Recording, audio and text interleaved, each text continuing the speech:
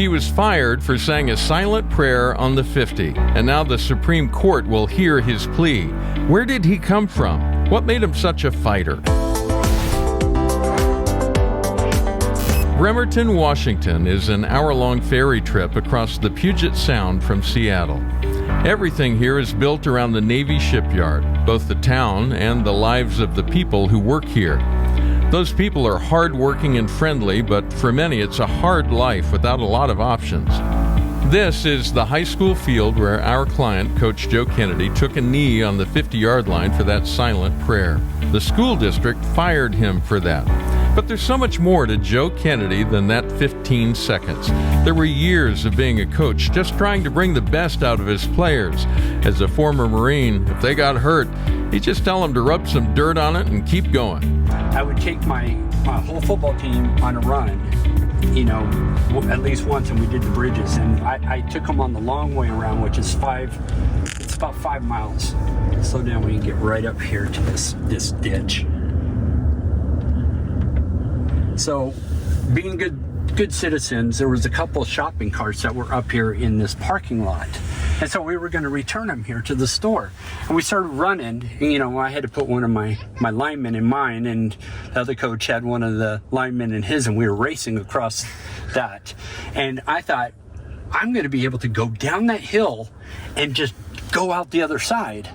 Well, as I went down into it, it was all muddy, and it buried it in, and it just flipped, and I'm holding on, pushing for the life of me, and it flips me, and the wheel came up, hits me right between the legs, flips me up over, and I landed right here in the middle of this road. No idea what happened. I'm just like, oh my gosh. And so coach came over and picked me up, and he's like, you all right? And I was like, get me up. And I couldn't walk, and walked out in front of there, and the rest of the kids came up, and they were, what's wrong, coach? And I was like, oh, just a little tumble. They were like, oh my God, you were flying, your legs were in the air. Take it right here. And I said, I go, yeah. And so my coach said, he goes, you sure you're okay? And I was like, no, I'm not okay. And of course my football team says, just rub some dirt on it, coach.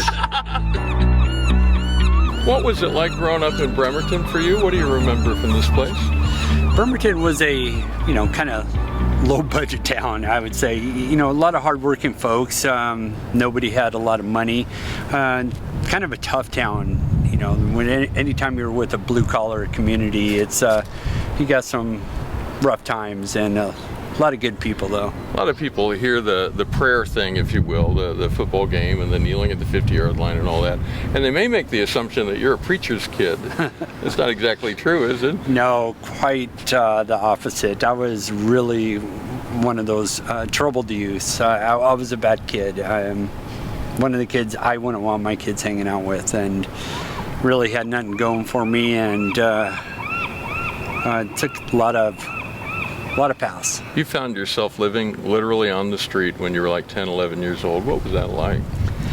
Well, when it first happened, you do it out of, anger, and I'll show them, and I don't need anybody else. But after a day of not eating, or it's pouring down rain, or it's 30 degrees outside, and you're out on the streets, and, there's some really spooky people out here. Yeah. And it's scary for a kid. What do you think set you off so much when you were so young?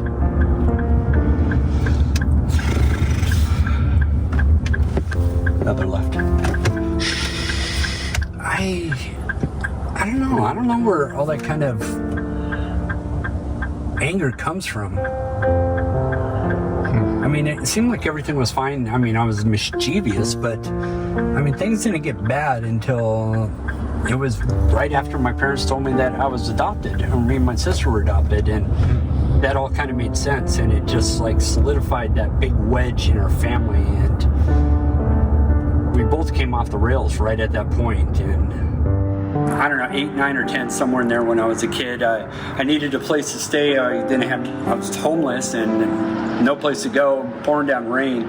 So I walked my way up here to the church, and I knew that churches are a good, safe place to actually go. And it was all locked up in the middle of the night, so I kind of jimmied the door open and walked in, and it was probably the most terrifying night of my life. I think it was going to be a warm, safe place, and it was, but, all wood and candles burning and shadows, and it was probably the spookiest place on earth. And it's great to be able to find a place that is, relatively safe for a kid. I mean, what are you going to do when you're 10? I mean, where do you stay?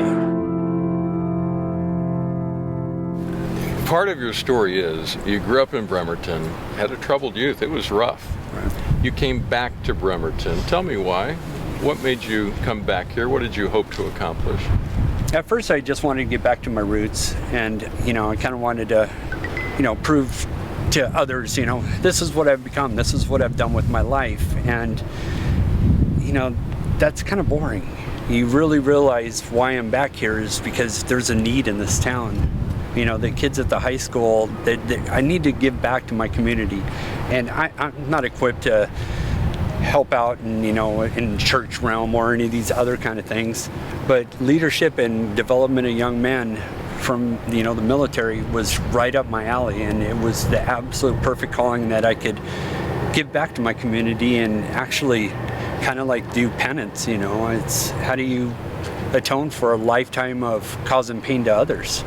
And I like to think that, I know that's not what it's all about, but it does make you feel good to know that you can reach out and help at least one kid who's going through something that I went through when I was a kid. When you talk about them, I get the impression that in the eyes of the kids that you work with, the young men that you work with, you saw yourself a lot. Too many times. I saw me very much so. And it breaks your heart to see kids that, a lot of these kids don't have a father, single family homes, mom's doing the best they can, and they need positive male role models, and you can't get it on TV. You're not going to get it home. You're not going to get it out in the school. Where do you get it? Somebody has to reach into these kids' lives and be there for them. So that was really how I saw those kids. It was like, there's the chance that I could reach out and not be left and help these kids become something, so they didn't have to go down the roads that I went down. You prayed, you got fired. This has been a 7-year battle, give or take. Now it's real. It's at the Supreme Court. We're just, it may be as soon as a few weeks from now. Several weeks from now. What's it like being in the middle of that? You've really been carrying this for a long time. What's it like to be, in a sense, first and goal and see that here we are?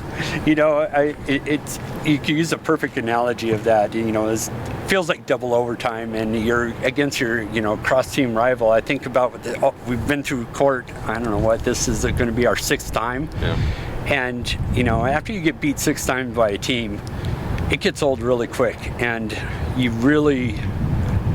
don't want to go for that last one and end up losing in double overtime. And that's the way I feel right now, is that it's about time it's heard by the right people, and it's a finale. We're going to get the answer, and whatever the answer is the answer. There's nothing else after. You talked about getting beat several times, but really, that was just the score along the way. The only score that really matters is the score at the end of the game, and that's what we're about to see.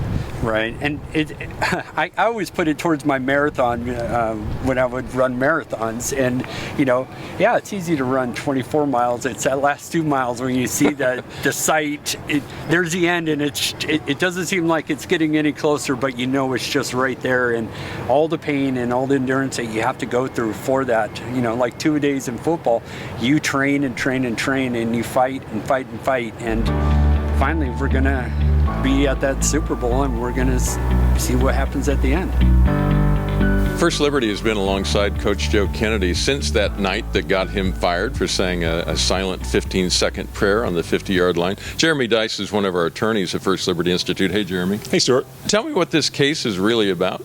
This case is going to decide whether or not someone can be fired from their job simply because they can be seen engaged in private prayer. That's exactly what Coach Kennedy did. He walked out to the 50-yard line, took a knee, and maybe 15, maybe 30 seconds worth of prayer by himself at the 50-yard line, and that's why the school district fired him. If he can be fired for that, then every teacher, every coach, and every employee in the country really risks their job if they can be seen engaged in religious activity while on the clock. Now, the Supreme Court is going to hear oral arguments on this. We now, because of COVID, we all get to listen in on those arguments, at least by audio. You don't get to see inside the courtroom. But as you're listening into those arguments, what are you going to be listening for?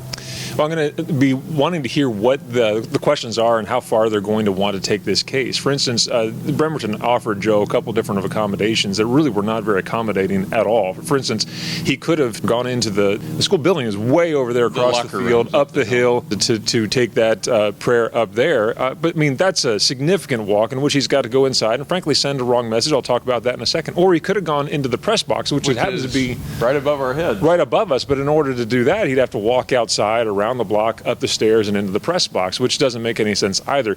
Here's why neither of those accommodations would work out and why Coach was unwilling to accept either of them. That's because no religious activity needs to be hidden from view. And to send that message, especially to the students, would send a message that prayer is wrong and has to be hidden from sight. No one should be fired from their job for engaged in a 15 seconds worth of prayer, but they shouldn't be required to go hide who they actually are. And you've heard Coach say that even today, about how important it is to send that message to students. Bremerton is sending the message that it is wrong to be seen engaged in prayer or seen to be engaged in any religious activity. If that's the standard, then the First Amendment means nothing. I want to hear the justices reaffirm the importance of the Free Exercise Clause in our Constitution. Let's talk about the larger impact of this then. Who else would be impacted by a victory in Joe Kennedy's case, potentially? Yeah, look, every teacher in the country, every coach that is employed by a public school, if they can be seen engaged in religious activity, which is what the Ninth Circuit basically held in this case, then their job is on the line. So if you've got a teacher that is bowing his head over his lunch in the cafeteria, then that teacher can be fired from his job. If you have a teacher wearing a crucifix in the classroom, well, she could be fired from her job. If you have a teacher that is wearing a yarmulke or another one wearing a hijab, all those are outward displays of religion that students can ably see. They should be terminated from their job as well. Even on the football field, what if the quarterback gets hurt and a coach goes to the center of the field with the athletic training staff and bows his head in silent prayer, praying that kid doesn't have a broken leg or torn ACL? Yeah. Well, that could be grounds for termination as well. The breadth of this case, is terrible on that side of it all. But on the other side, if the Supreme Court reverses what the Ninth Circuit held here and upholds the right for people to be able to be who they are in terms of faith while on the job, then that protection becomes much more robust. I think about a case back in the 1960s called Tinker v. Des Moines, which said that neither students nor teachers have to shed their constitutional rights when they walk through the schoolhouse gates. That should apply when it comes out here to the football field as well, and I want to hear that reaffirmation by the Supreme Court. One last question for you. Was it worth it? Absolutely. No doubt in my mind. I would do everything all over again. Because if people don't stand up and fight for what they believe in, I mean, what's the point? Why? How could I have been a coach if I told kids to give up if it got hard? Or you're going to lose, or it's going to cause you some pain. So just quit? No, I couldn't coach, I couldn't be that guy. So yeah, absolutely. If anything, it shows the kids that, hey, you fight until the end. Doesn't matter what the score is, but you never stop fighting.